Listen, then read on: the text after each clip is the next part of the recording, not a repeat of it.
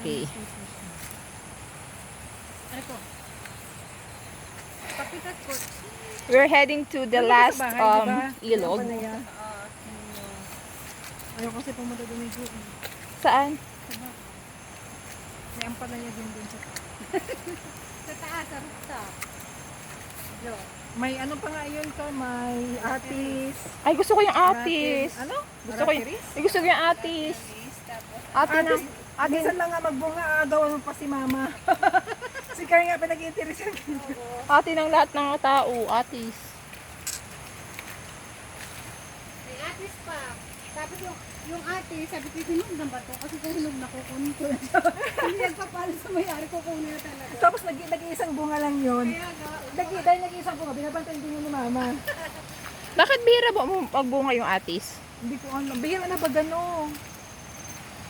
Kaya pala ang mahal na niya. Atis, makopa. Yung mga bihira na.